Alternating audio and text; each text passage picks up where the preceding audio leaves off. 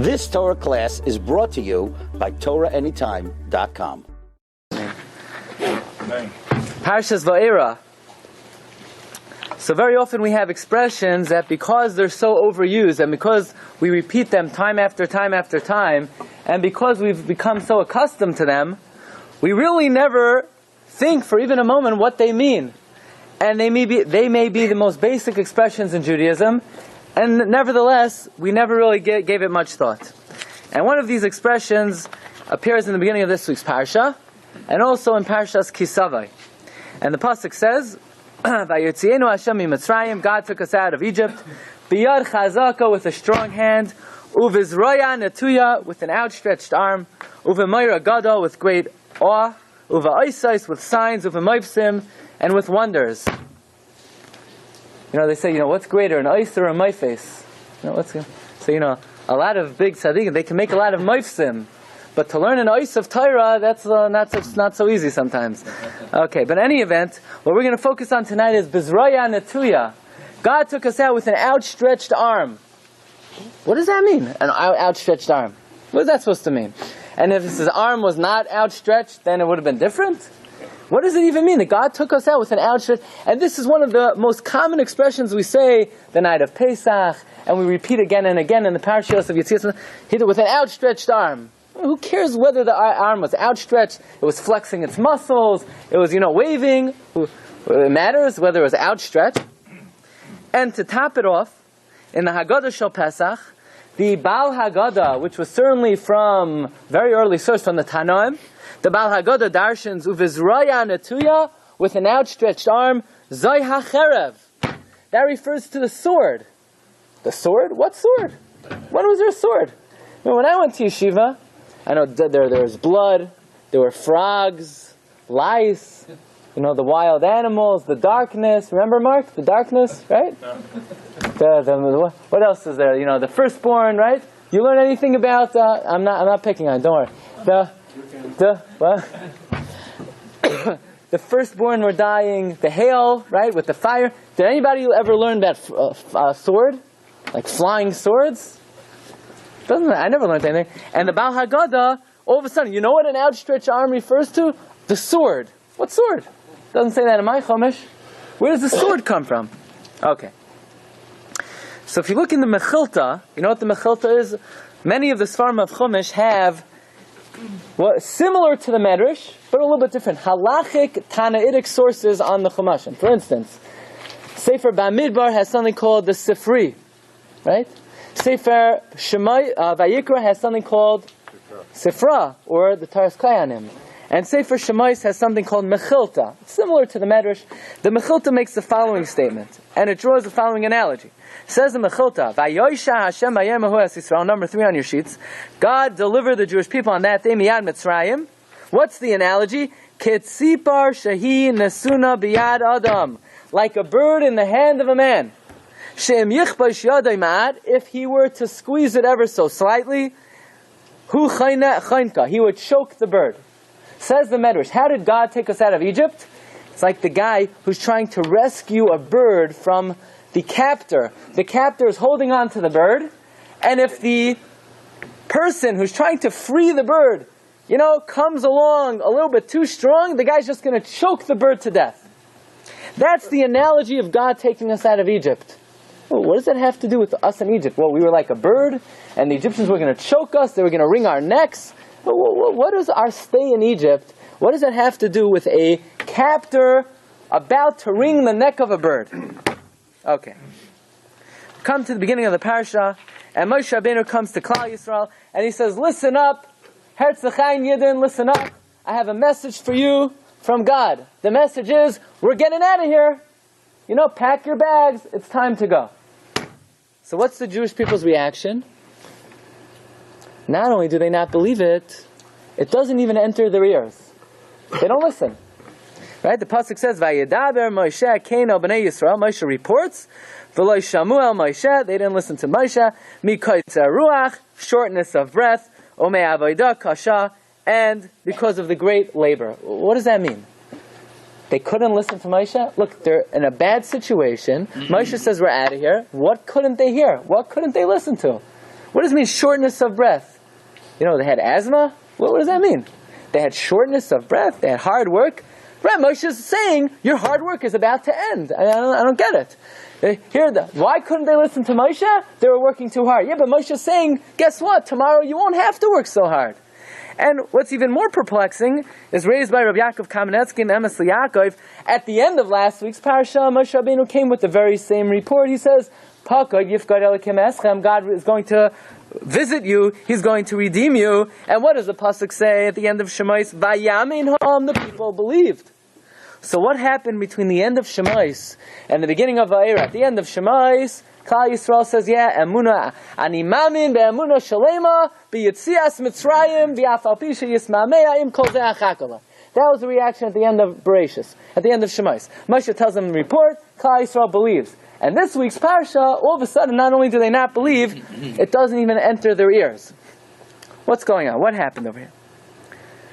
So comes the Netziv, Rav Naftali Tzvi Yehuda Berlin, who was the Rosh Yeshiva of the Volozhiner Yeshiva, together with Reb Chaim Brisker, and the Netziv offers us an amazing concept. And the Netziv says the following.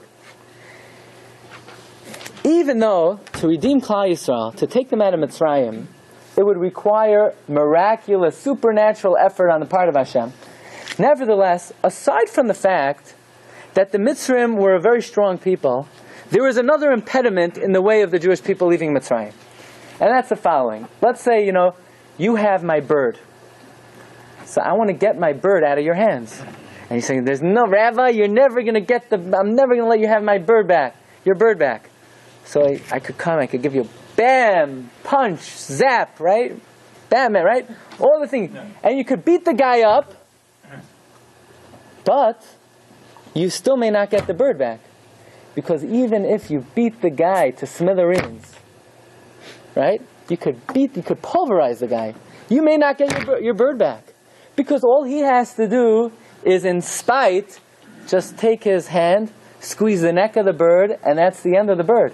So you may beat up the guy, you may beat the living daylights out of the guy, but you're not getting your bird back, because he very easily could just squeeze the neck of the bird. So says the Netziv, we have a principle that the fact that the Jewish people are scattered all over the world, that is a great favor to us. Like the pasuk says, Sidkas Perzainai b'Yisrael, the Gemara darshans. God gave us tzedakah. You know what the tzedakah is? There's some Jews in this country, some Jews in that country, Jews over here, Jews over there, Jews everywhere. Why? Because ve'im yava Esav l'machaneh ha'achas v'hoisa ha'machaneh ha'nishar l'fleita. If the Goyim decide to attack us in one place, the Jews will survive elsewhere. That is why Jewish people are scattered all over the world. It's for our benefit, it's for our survival. There was one time in history where we were concentrated in one area and we were in grave danger. In Mitzrayim. All the Jewish people were in Goshen. And even if God is going to pulverize the Egyptians, turn their water to blood, send Sifardea, right? Whether they're frogs, whether they're alligators, whether they're poisonous toads. He's going to send lice. He's going to send darkness. He's going to destroy their firstborn. Very nice. The Mitzrayim will be like nothing. But guess what they'll do? They'll say, to spite God, we're all centrally located. We're concentrated in one area. They'll just wipe us off in one day. So therefore, says the Netziv, God could send Makkah after Makkah. But you know what the Mitzrayim could do? They could say, we're not going to survive, but neither are those Jews. We're going to squeeze their neck like the bird. There's only one way. If you're trying to free a bird from the captor's hand, there's only one way to do it. And that is, bam, pow, bam, relentless. Don't give up. Don't stop for a moment. Keep on hitting and hitting and hitting and hitting. Don't give the guy even one moment to contemplate how he should react to your onslaught. Because once he has even one moment of time to think, hey, what's going on here? He's trying to get his bird. I'm going to get him back. So he, to spite you, is going to wring the neck of the bird. The only way to ensure that you will get your bird back is to keep on striking. Attack, attack, attack, attack, attack. Relentless, non-stop. Says the Netziv, an amazing thing. That is what God did to Mitzrayim. Zroya netuya. You know what netuya means? Outstretched. His arm was never withdrawn. He never for a moment took back his arm to allow the Mitzrayim to have a moment of reprieve, a moment of contemplation. Hey, what's going on? We're being pulverized. Let's get those Jews. No. Hashem attacked and attacked and attacked and attacked. He was relentless. The Netziv says we know each Makkah lasted how long? A month. Dam, a month. Tzvardeya, a month. Kinim, a month. And out of that month, how much time did the Makkah actually attack them? Only 1 week out of the month. So how could we say Zroya Netuya that God's Makkos were relentless? Says the Netziv, that's where the Haggadah Shel Pesach tells us, Bizroya Netuya Zu HaCherev. In between each Makkah, for the 3 weeks in between each Makkah, God sent forth His sword. The sword of Dam, the sword of Tzvardeya, the sword of Kinim. And during that 3-week period, God's supernatural sword struck down high-ranking Egyptian officials, searching out for strategic attacks. And every month, there was no reprieve. In between the Dam and Tzvardeya, the Cherev was active. It was killing high-ranking government official after another. And there was not one moment of reprieve in between the Makkos, to the point where Mitzrayim was never able to sit back for one moment and think, what's going on over here? What should we do? God is pulverizing us. How do we react? If the Mitzrayim would have had one moment to contemplate. Anybody know, how do you say contemplation in Hebrew? Lihisbonein, to contemplate what to do. Then you know what Pharaoh would have done? He would have instructed all of his Egyptians, surround Goshen, wipe out the Jews. We could be attacked by wild animals and God could kill us. But in spite, let's kill the Jews. Says in Netziv, that's why God attacked Paroi Bizroya Netuya. Relentless. Didn't give him a moment to think, didn't give him a moment to breathe. In between each Makkah, the Cherev was active. Das haste. This is what it means. Zroya Netuya, the outstretched arm. It was outstretched from beginning to end. Yeah? Okay. So let's think for a moment. Why did Pharaoh deserve this punishment, where God didn't give him the opportunity to contemplate and to reflect how to react even for 1 minute, right? That's what the Netziv is saying. That Pharaoh was bombarded with attack after attack. He didn't have a moment to stop and think, what should I do? Why did God punish him in this way? What? Yeah, but until then, no. Right, by that time, Pharaoh had already lost his free will, which we're about to get to. Because not only are we going to see, did Pharaoh not have an opportunity to contemplate, but we have a great principle. I couldn't believe it. I was giving a shiur once, and there was a gentleman there, and I asked the question, do Jewish people have free will, or are we pre-programmed either to be a tzaddik or to be a rasha? I couldn't believe it. A Jewish person said, every person is born a certain way, either to be a tzaddik or a rasha. That's Christianity. The fundamental tenet of Judaism is harashus nesuna, harashus nitna. Every human being has free choice. There are no predispositions to be a tzaddik or a rasha. Every person has the ability to choose. Right? That's one of the Yud Gimel Ikrim, and that is the fundamental principle. Otherwise, what is the religion? There's no reward, there's no punishment, everyone's just a robot. Chas v'shalom.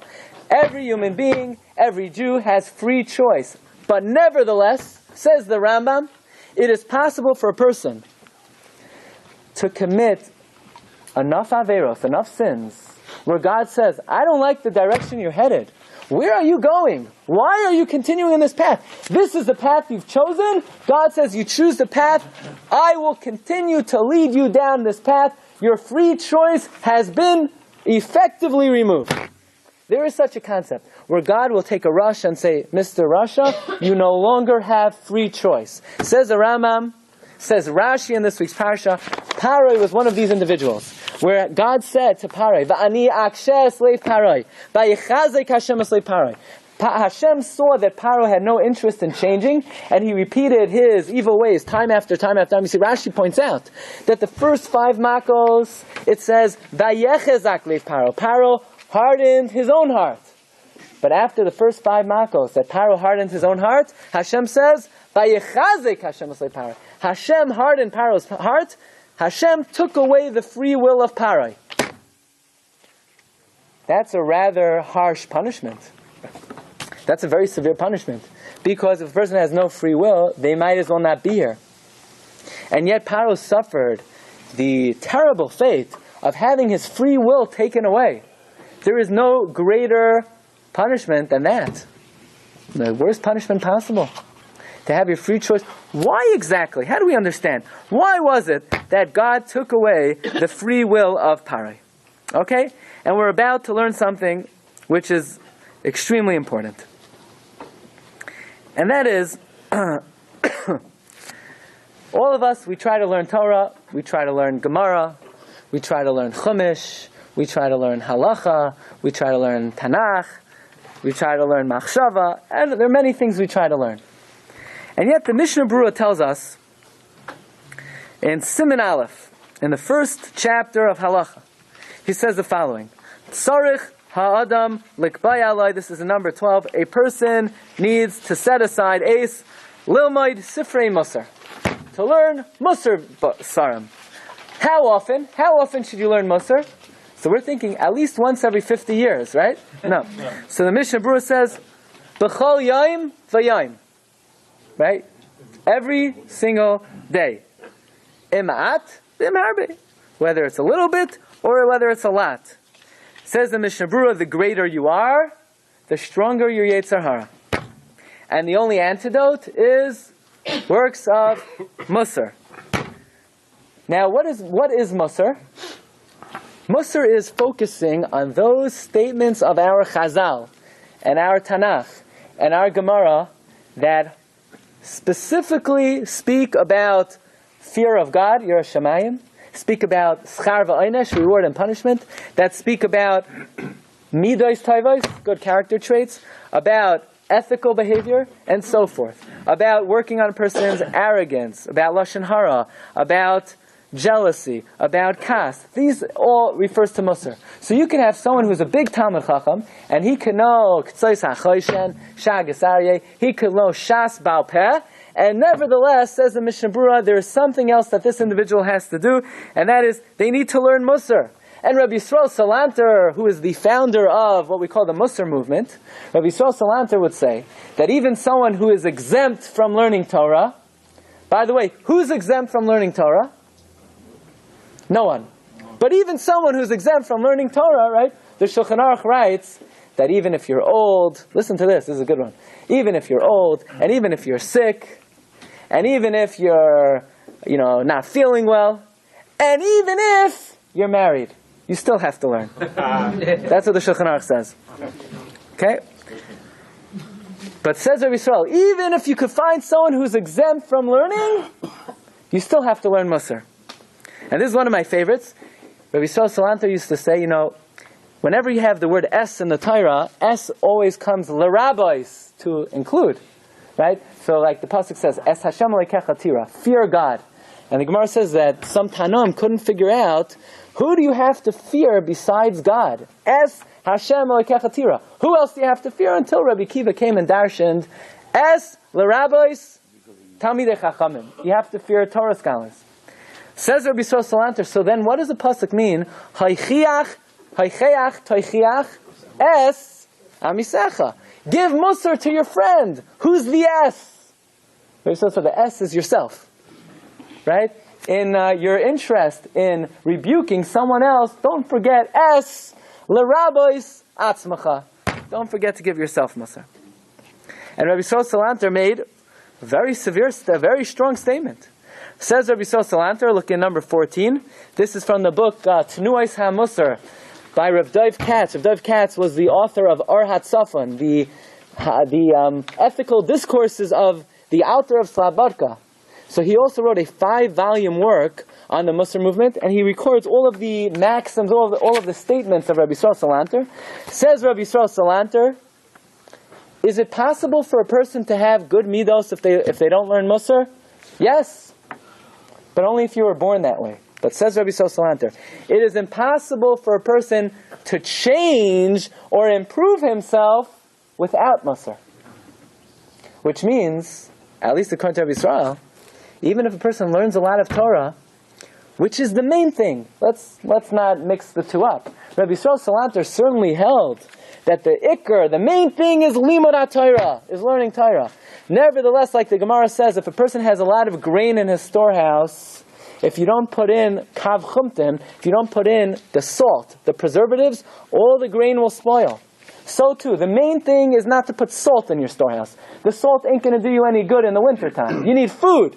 So too, a Jew needs Torah. The main staple, spiritual staple, is limud Torah. But if you don't have the preservatives, if you don't have the kav chumtin, if you don't have the salt, what's the salt? Sifrei Mussar. And in fact, someone once came over to Rabbi Yisrael Salanter and they said, Rabbi Yisrael, I only have 1 hour a day to learn. What should I learn? Should I learn Gemara or should I learn Mussar? So Rabbi Yisrael Salanter said, learn Mussar and you'll see you have more than 1 hour a day to learn. Right? So that's a famous story of Rabbi Yisrael Salanter. What interested me very greatly is that this statement that the Mishnah Berurah paskins halacha lamaisa, tzarech adam lilmod sifrei Mussar b'chol yom, where did he get this from? Who is he quoting? So you'd be very interested to know, he's not quoting an Ashkenazic source. He's not quoting, Rabbi Yisrael Salanter. He's not quoting Rebbe Petterberg. He's not quoting the Alter of Kelm. He's quoting word for word the Chida in the Birkei Yosef. Chida writes in Birkei Yosef the exact same words as the Mishnah Berurah. It is very clear that's where the Mishnah Berurah got it from. He says, okay.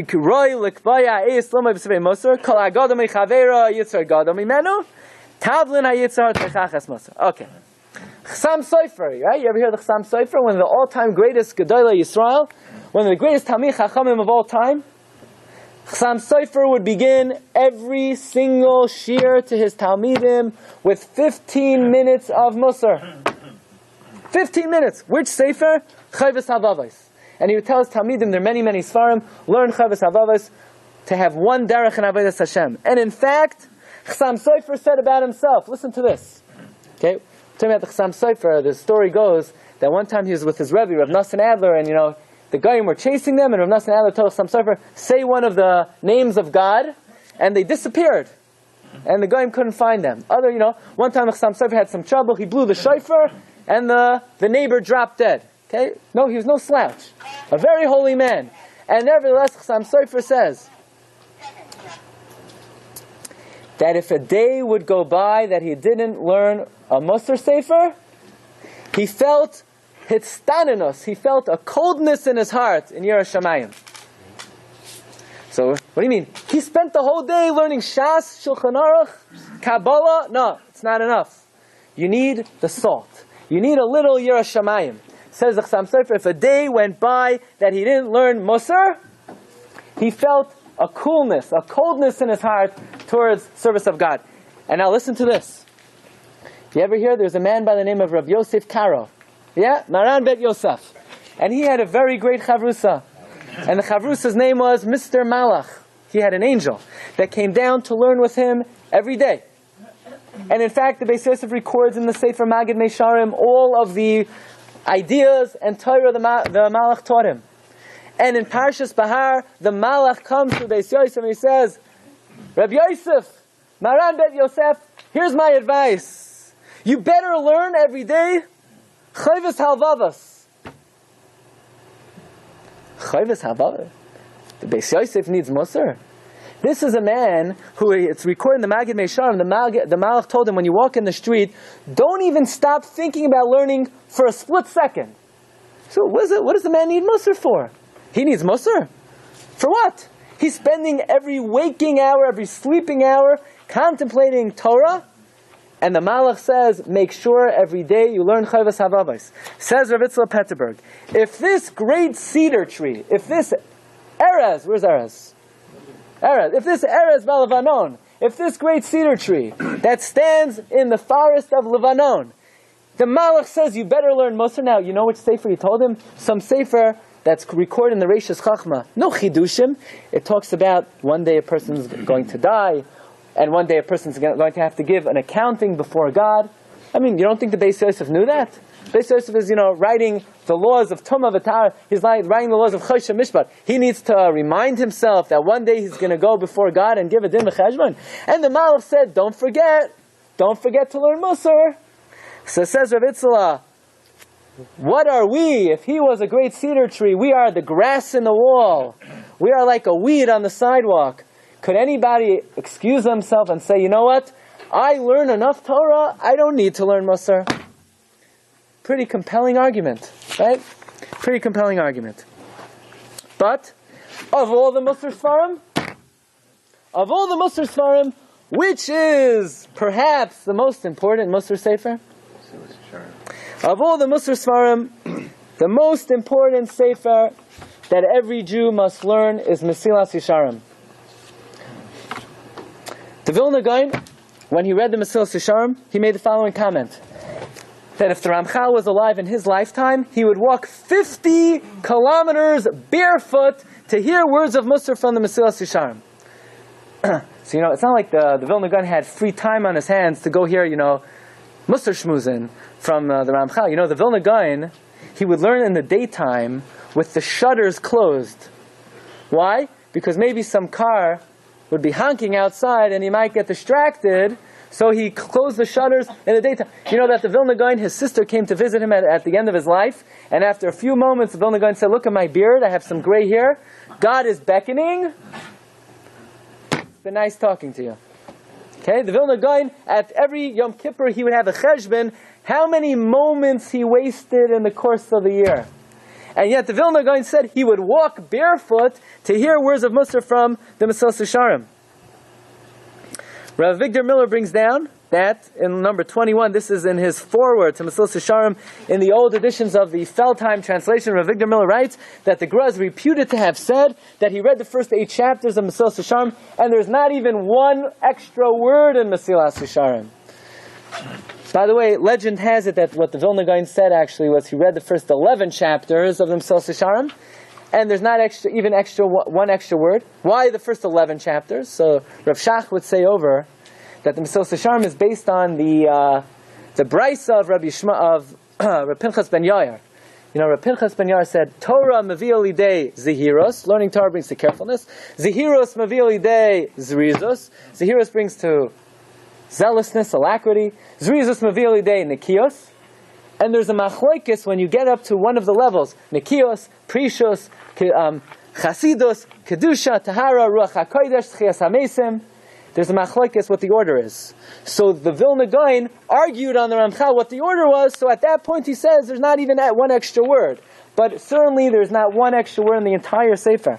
And Rav Miller explains that when you read Mesilas Yesharim, you are entitled to examine every expression and ask yourself, why is this expression used? Why is that word usage employed? And therefore, every time a person opens up Mesilas Yesharim, he has to realize this is one of the most fundamental books a Jew needs to learn. In fact, Rav Volva used to say that every Jew needs to know 4 things. Chumash with Rashi, there are different versions. Some versions you have to know Pirkei Avos with Rabbeinu Yonah, and Mesilas Yesharim. Every Jew must learn Mesilas Yesharim. Of all the Mussar Sfarim. What was the 4? Different versions. I'm not going to get into that right now. Whether it's Ramban, Chumash Ramban, and Mishnah Berurah. Chumash Rashi, Chumash Ramban, Rabbeinu Yonah, you're 5. But one of them is Mesilas Yesharim. In fact, Rabbi Yisrael Salanter would say that although he would be able to compile many works, the likes of the Noid of Yehuda. You ever see the Noid of Yehuda? It's one of the most complex Talmudic analysis. Says Rabbi Yisrael Salanter, he could write many volumes of Noid of Yehuda. He couldn't write 1 page of Mesilas Yesharim. And it's reported that in the Talis Baitel of Rabbi Yisrael Salanter, he had his Talis, he had his Tefillin, no Perek Shira, no Pitim Aktoiras, no Kabbalistic incantations, no Sigulot, Mesilas Yesharim. Mesilas Yesharim. So what about the Chazal, like what they call it, Torah means, Mishnah Berurah says, Torah means the Mamari Chazal. That's what it means. That's what our Gedolim tell us. Okay. So let us in the quest to understand many of the questions we asked at the beginning of the Shiur. Why did God punish Pharaoh in a way that did not allow him a moment to consider what was happening? Why did the Bnei Yisrael not accept what Moshe Rabbeinu was telling them? Why did God remove the free will of Pharaoh? What we would like to do today is we would like to examine a number of passages in Mesilas Yesharim, examine them very carefully, and perhaps that will shed some light on some of these issues. And we begin with Mesilas Yesharim Perek Gimel. Okay, you ready for this? Mesilas Yesharim Perek Gimel. Baruch atah Adonai Eloheinu melech haolam she'akalni b'varei.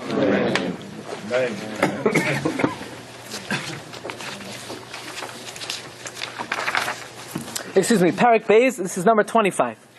Mesilas Yesharim tells us there is something called zehirus, carefulness. So we would say, yeah, of course, carefulness. You know, when I come to shul in the morning, I put on my tefillin, I'm very careful not to drop them on the floor. And I'm very careful when I swing back my talus, I don't whip the guy in the face. Of course, I'm very careful. Right? And when I take the 3 steps back, I don't run over the guy behind me. I'm very careful. So Mesilas Yesharim says, what exactly is carefulness? Let's read the words, okay? These words are Kodesh Kadashim. Says Mesilas Yesharim. Number 25. Hine Inyan has a hirus. What's the hirus? Sheyiyah ha'adam nizhar b'masav uve'inyanav. A person needs to be careful in his actions and all of his endeavors. Kolaymar, meaning to say, misboinein. Here's the key word. You need to contemplate your actions. Umifakeach. You need to look carefully. Al masav udrachav. My actions and my ways. Hatoivim heimim loy. Are they good or not? So I would say, yeah, I did that. Yeah, I looked at myself. I'm a good guy. What next? I did that. I thought about my actions. Says Mesilas Yesharim, you know why you need to contemplate your actions? Because if you just leave yourself to your natural habits and your natural course of activity in life, you're in grave danger. Says Mesilas Yesharim, Levilti azoiv nafshay l'sakanas ha'avadain. Otherwise, in this world, you will be destroyed. Don't walk in this world like a blind man. Says in Mesilas Yesharim, look at number 26, that why don't we really think about our actions? Why don't we, every night, or every day, take out 5 minutes of our time to think about our actions in life? Right? How many people do that? Do we do that? Right? 3 o'clock in the afternoon, I have a set seder every day, 3 o'clock to 3:05. I think about my actions. I think about how I daven. I think about how I talk to people. I think about all my activity. Do we do that? Mesilas Yesharim says no. Most people don't do that. Why not? Listen to this. Says in Mesilas Yesharim. Look at number 26. Hine zois be'emes achas mitachbulois hayetzer hara. This is one of the tricks of the evil inclination. The Mussar, this is part of his cleverness. Lehachbir avoidasai betmidus alibos b'nei ha'adam. To put the heavy labor on man, to make man busy. Ad shelo yishar lahem revach, to the point that they don't have the respite, lehisboinen, to contemplate, ulehistakel, and to think, be'eza derechim hochem, what way they're going. Says Mesilas Yesharim, one of the tricks of the Yetzer Hara is that he makes us so busy that now we don't have an hour to think about ourselves. Now we don't have 10 minutes to think about ourselves. We don't have even 1 moment to think about ourselves. And this is true even if you have a very busy job, and even if you have no job at all. Even people who are unemployed don't even have 1 moment. What are they doing? Who knows? Nobody knows. They don't even know. But all they know is they're busy. They're busy. And even teenagers, right? Teenagers have nothing to do the whole day. They're very busy. Right? You ask them, I don't have time. Right now I don't have time. Right now I'm busy. Or even people, they don't work, they don't do anything. They're very busy. They have to, right? Everyone's very busy. What are they busy doing? Nobody. They're very busy being busy. Why does the Yetzer Hara make a person so busy? Listen to this. Ki yodeyahu, the Yetzer Hara knows. She'ilule hayusamim libam kimad kod al darcheim. That if a person would think even for 1 moment about their standing in life, Says the Mesilas Yesharim, immediately they would begin to regret their mistakes and their sins, and their regret would build up until they would become a complete tzaddik. So listen to this. Says the Mesilas Yesharim, if we would think about ourselves for one moment, we would be completely different. So let me ask you a question then. If the Mesilas Yesharim says that if we would think about ourselves for one moment, we would be tzaddikim, so why are we not tzaddikim? What's the answer? We don't think about ourselves even for one moment. Says the Mesilas Yesharim, who used this trick? You know who used this trick? Pharaoh. This was Pharaoh's trick. The pasuk says, "Tichbad ho'avoda al ho'anoshim." Right? It's like, somebody comes, why, Rabbi, why don't you start, this new... So you think to yourself, this guy has too much free time on his hands, and he's coming up with all these ideas. Why don't you do that? I should do, right? Pharaoh says, the Jews come, and they say, Pharaoh, we need a day off. Pharaoh says to himself, a day off? Where'd they get this idea from? These guys must be twiddling their thumbs. They have nothing better to do with their lives. So Pharaoh gives an order, Tichbad ho'avoda ala anoshim. Pharaoh says, let me burden them with so much labor and so much work where their minds are so preoccupied with work that they don't even have a moment to contemplate, let's rebel against this bum. Let's get out of this country. Let's make our life better for ourselves. No, Pharaoh said, you know what I'm going to do? I'm going to burden them, and I'm going to make them build the pyramids and schlep the bricks and gather the straw, so they don't even have one moment to contemplate and to think how to react to what I'm doing to them. Says Mesilas Yesharim, look at number 28, V'harezeh me'ein atzas paroi harasha. The technique of the Yetzer Hara is the exact technique of Pharaoh. Right? So that's why you got the text. The Rebbe of the Yetzer Hara was... You don't pay attention to the text? Who's the Rebbe? Pharaoh, right? Pharaoh. In fact, the Pharaoh writes that when Moshe Rabbeinu comes to Klal Yisrael, and he says, you're out of here, Paka Yifka L'Kemeschem, we're going, pack your bags. What did the Bnei Yisrael say? They couldn't, forget that belief, they couldn't listen. Why? Says the Sfarno, Leinasnu leiv lehisboinen. They couldn't even open up their hearts to contemplate what Moshe Rabbeinu was telling them. Says the Sfarno, if they only had a free moment to think what Moshe was telling them, right? Moshe is saying, don't worry about the work, you're leaving tomorrow. So Moshe said, no, we can't hear, we're too busy. Moshe is telling you, you don't have to be so busy. We're leaving tomorrow. They couldn't even listen to it, right? Like sometimes you tell someone's in a bad matzav. Someone's very overwhelmed, and you try to tell them, maybe you should try. No, I can't listen. What do you mean you can't listen? I'm trying to help you out here. I'm trying to alleviate your burden. I'm trying to make life a little easier for you. No, I can't listen. They can't. They're so preoccupied. They're so overwhelmed. Their mind is so engrossed and enveloped in their particular situation, they can't listen. That was the advice of Pharaoh. That is the advice of the Yetzer Hara. And in fact, the Rambam writes in a letter to his son. Now, the Rambam wrote many letters. This letter is very unknown. The Rambam writes in a letter to his son, Rabbi Avram. He says, look at number 30. He says, B'ni. He says, Yesh lecha b'ni ladas. My dear son, you need to know. Pharaoh in Mitzrayim wasn't similar to the Yetzer Hara. He is the Yetzer Hara. Pharaoh is like a parable to the Yetzer Hara. And Moshe Rabbeinu is the Seichel. And Mitzrayim is the Guf. And Goshen is the Lev. And in other words, what Pharaoh was doing was, he's not just using a technique. Hashem is showing us how the Yetzer Hara operates. Most people don't change, not because they don't want to. Right? If you stop someone in the middle of the day, sir, what time should a Jew come to Shachris? He would say, 10 minutes before, you come slowly, right? You come, you put on your talis, and you have kavana. You think first of all, whenever you do a mitzvah, you have to be mechavin. You're doing it as a mitzvah. If you just do a mitzvah without kavana, you may not be yotzei the mitzvah. So you come, then you put on the tefillin, and you're mechavein, you're performing a mitzvah d'oraisa of wearing tefillin. And then you think you're wearing tefillin to remind yourself of the miracles of Mitzrayim. And then you think you're doing the mitzvah out of avas Hashem. And then you think you're doing the mitzvah out of yiras Hashem. And then, Right? So then you ask, so excuse me, so why'd you come, 3 minutes before Baruch Hu? You're right, I'm not sure, I didn't really think about it. Right? Or you say, how should you speak to another person? Oh, with great respect, right? Trying to understand the other person is a Tselem Elokim, image of God. So why do you speak to the guy like that? I didn't really think about it.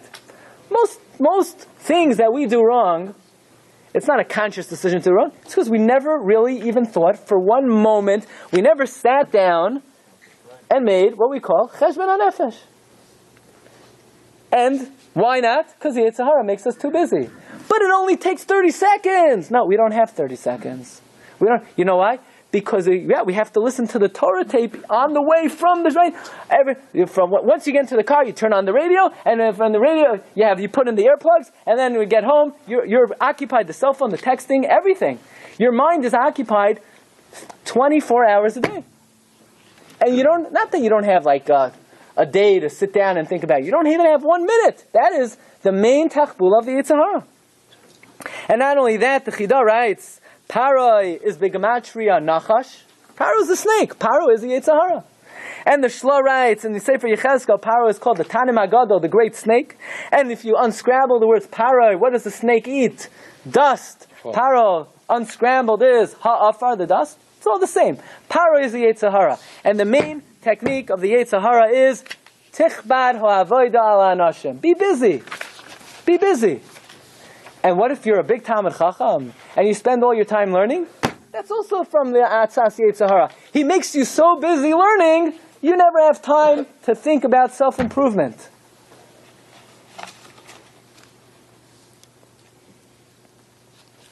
So how do you do it?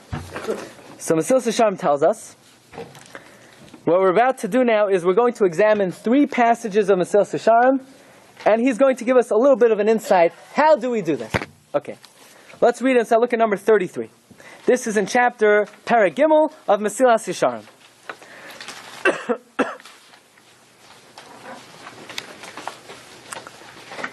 Very important. Hine haroitze lefakeach al atzmai. Somebody who wants to look into himself. Shtayim heina hahashkafos hatzrichos. There are 2 analyses that he needs to make. Ha'achas, number 1. Sheyisboinen, you need to contemplate. Mahu hatoiv ha'amiti, what is truly good. Sheyivchar by ha'adam, that a person should choose. The harahu ha'amiti, and what is truly bad. Sheyonas mimenu, that you need to run away from. So Mesilas Yesharim is saying, take out a piece of paper, write on that paper, nothing to do with you. Think about it. If God would create a man, how should that man, what should his daily schedule look like? So write it out. Nothing to do with you. Don't think about yourself. So you write, he gets up well before Shachris, and he prepares to be, from the Asara Rishonim, and write how that person will put on his talis and put on his tefillin, and say the Berachos HaShachar, and daven the Shemona Esrei, and how he would make brachos, and how he would learn, right? Write that down. Then the Mesilas Yesharim says, the Hashenis, the second thing you need to do, is you need to write on the second piece of paper your actions. Hashenis, al hamaysim ashruoisa, write down the actions that you do. Lirois, to see imhe miklal hatoiv and miklal hara. Are they good or bad? So Mesilas Yesharim is saying the way to do this is you take 2 pieces of paper. The first piece of paper has nothing to do with you. You just write down, how does the day in the life of a God-fearing person look? Then you write on a second piece of paper how your day looks, match it up, and now you have a lot of work to do. So I always wondered, what's he wasting our time for? Just write down what you do and see, is it good or bad? That's not going to work. You know why? It's good.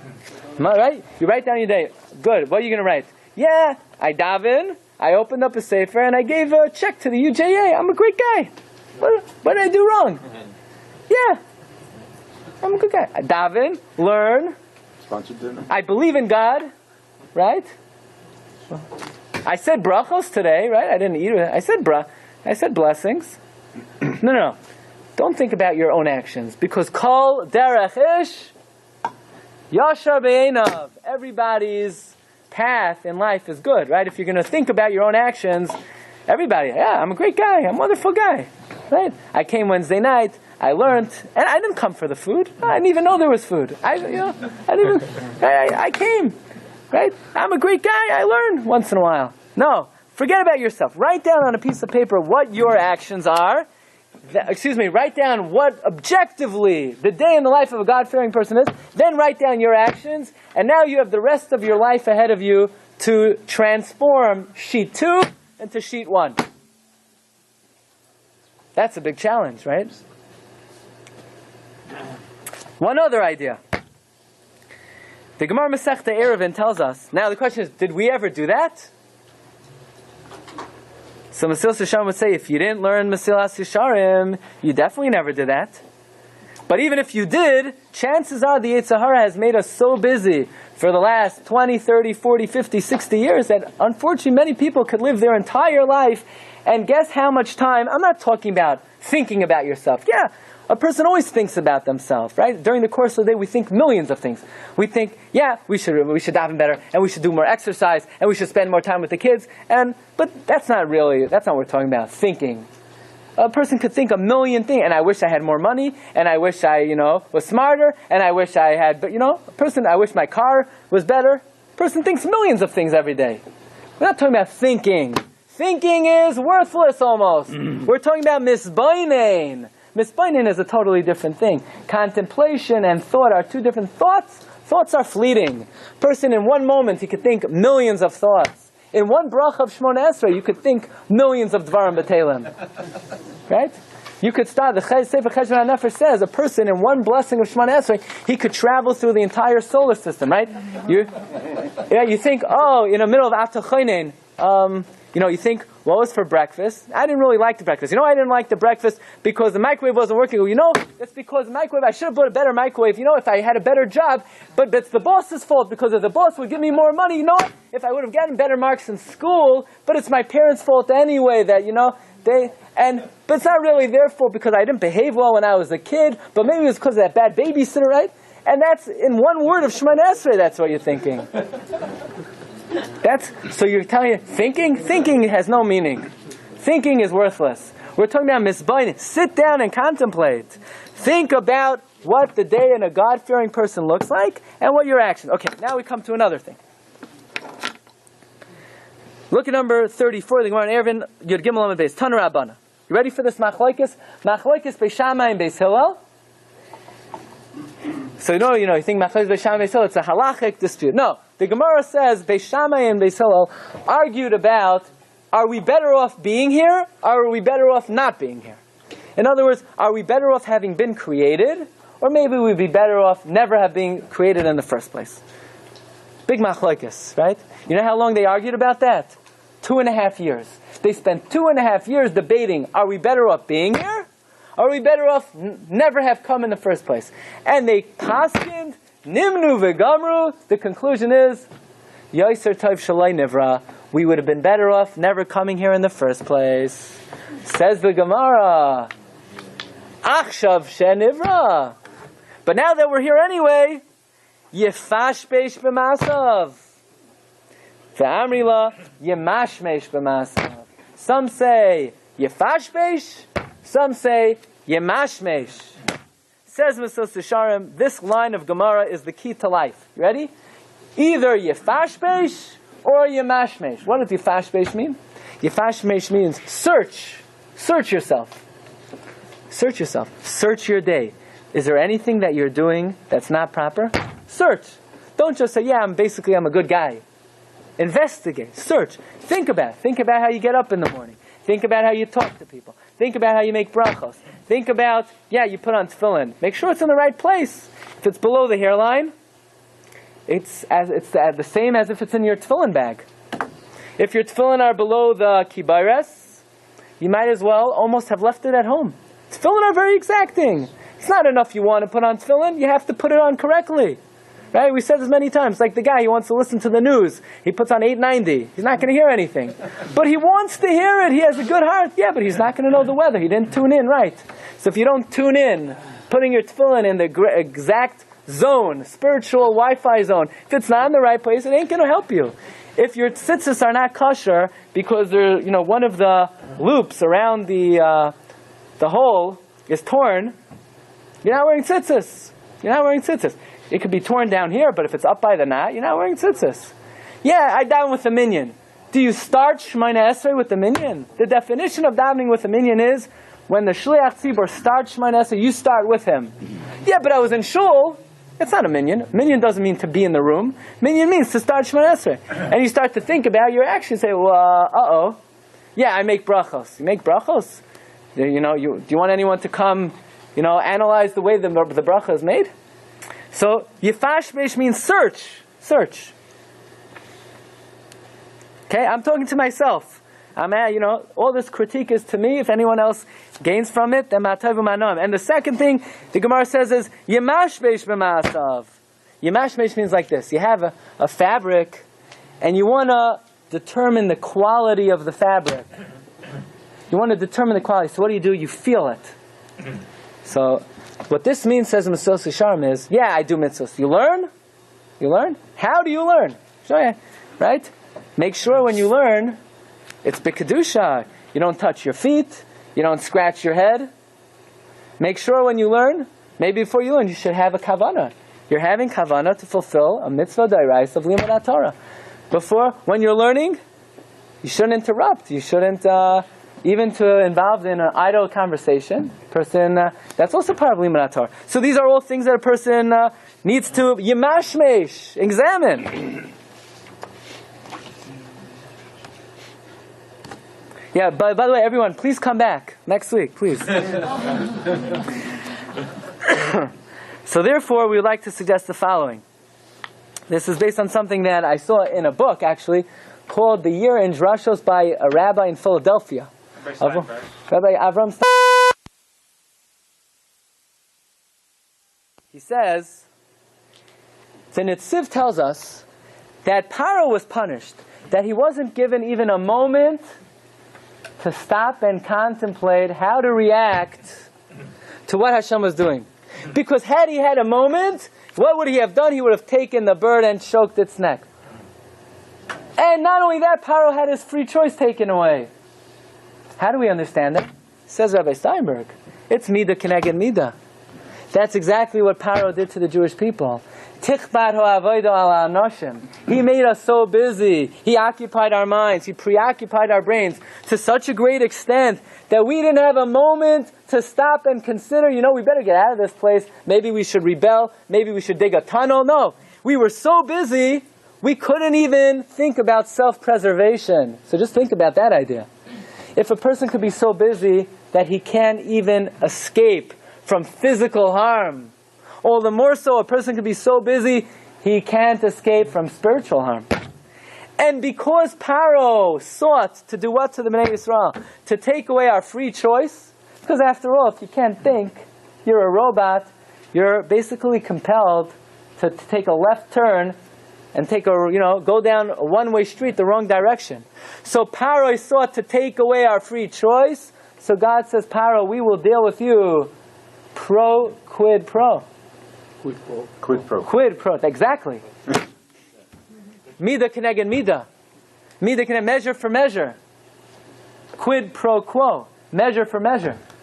Pharaoh, you're not giving them an opportunity to stop and to contemplate for one moment? That's what we'll do to you. Zroya Natuya, the relentless arm. The relentless arm. You're not giving them their free choice. Pharaoh's free choice is taken away. And that is why the very first mitzvah that the Bnei Yisrael, this is what I would like to suggest, the very first mitzvah that Bnei Yisrael is given, after all the makos, God says to them, HaChodesh hazeh lachem. Says the Sfarno, God tells the Jewish people, I am giving you time back. HaChodesh hazeh. Chodesh means time. It now belongs lachem, to you. You now have Bechira, says the Sfarno. God says to the Jewish people, for the last 210 years, Pharaoh preoccupied your minds and your brains. You didn't have time. You didn't have the ability to choose. I am now giving you the greatest gift. HaChodesh hazeh, I'm giving you the gift to be able to use your time according to that which you choose. The Mesilas Yesharim tells us that this need, the need to be exacting and give an accounting and contemplate, is not something we have to do once a year, once a month, once a week. It's every single day.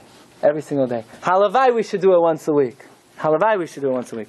But the Mesilas Yesharim tells us this is something a Jew needs to do every day. Not like, for 10 seconds. It should be a seder. It should be set. It should be kavua. And then Mesilas Yesharim tells us the following, and with this we'll close. Mesilas Yesharim says, I know what you're thinking. Basically, Mesilas Yesharim says, everything that I've just told you, you know what you're thinking? Come on, it's not necessary. You're going overboard. You're being extreme. This is ultra-orthodox, right? This is right zealotry. Come on, just be a good Jew. If you're a good Jew, you'll get it right. You'll do what you need to do. Says Mesilas Yesharim, let me tell you that the advice that I'm giving you, you're not going to understand the benefit of it. I'm telling you now, says Mesilas Yesharim. This advice that you need to spend time every day thinking about your actions, you're not going to get the reason. You're not going to understand why it's needed. You know why? Says Mesilas Yesharim, this world is like darkness. Tashes choshech v'hi laila. This world is like darkness. And in the darkness, there are two types of errors. Two types of mistakes. If you're walking down the street, and you don't see the stumbling block that's in front of you, so you could trip over something. But there's a much greater error that a person is in danger of when he's out in the dark. And that is, you think you see somebody coming to you. He looks scary. He looks big. He looks mean. And then you realize it's just a tree. Right? Or you think it's just a tree until you get up close. And you realize it ain't no tree. Yeah, it's the Hulk. Yeah, right. So darkness could cause you not to see the stumbling block. But even worse, it could cause you to have distorted vision. Says Mesilas Yesharim, in this world, there are averos that we do that without cheshbon hanefesh, we'll never realize we're doing it. But beyond that, says Mesilas Yesharim, there are many mitzvos that we think we're doing that in fact they're not mitzvos. They're averos. And there are many things that we don't do because we think they're averos. Turns out they're mitzvos. So when I tell you this advice, says Mesilas Yesharim, that a person needs to spend time thinking about their actions, you're not going to see the necessity for it. You know why, says Mesilas Yesharim? Because every human being thinks they're already good. Kol derech ish yashar be'einav. I think, what's this guy bothering me? I'm a good guy.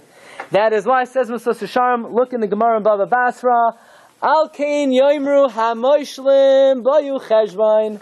The moshlim, who are the moshlim? The moshlim are those people who have already overcome their Yetzer Hara. They are the ones who advise us, make a calculation of your actions. Says Mesilas Yesharim, that someone who hasn't overcome his Yetzer Hara yet, not only would never give this advice, can't understand the advice. Says Mesilas Yesharim, you know what this is like? This is like a garden maze. Anybody ever in a garden maze? You know what a garden maze is? You have these bushes planted 20 feet in the air. And you could spend a labyrinth and a maze. And you could spend an entire day traveling through the maze till you get to the final destination. And all the pathways look the same. And you can end up going the same path 500 times because you cannot distinguish one path from another. And there's a guy standing on the top of the maze who's already made it through. And he tells you, sir, go that way. And you say, why should I listen to you? He says, because I've already been through. So you're going to trust him? Of course. He's made it through. But do you understand why he's telling you take this path as opposed to that path? You have no idea why. You know why? Because to you, they all look the same. They're exactly the same. Why should I take this path? The only reason you're taking this path is because you know he made it through. Says Mesilas Yesharim, the moshlim, those people who have already conquered the Yetzer Hara, they're telling us what path to take. You know what path to take? Make yourself into a person that sets time to think about their actions. That sets time to think about how a person should be and how they are. That sets time to think, to search their actions for sin, to detect the strength of their mitzvahs. Why should I do that? I don't need to do that. The answer is, if you think you don't need to do that, that's how we think. Well, that's how we're going to think. We all think we don't need to do that. But you know why? Because we cannot distinguish between one path and another. We don't know what the right path in life is. We can only take the advice of those who've made it through. For those who've already conquered the Yetzer. And those people who have conquered the Yetzer say, there's only one way that leads to the final destination. And that is, Bayu Cheshvain. Make an accounting. There's no other way. Yeah, you learn a lot of Torah. You're in the right direction, but you're not going to get to the destination. You're a good guy, you give a lot of tzedakah. You're headed in the right path. You could do a lot of mitzvahs. But you're going to still be lost. There's only one way to get to the tachlis hanirtza. There's only one way for a person to fulfill his mission in this world. Bayu cheshvain. Make a calculation. Make a calculation.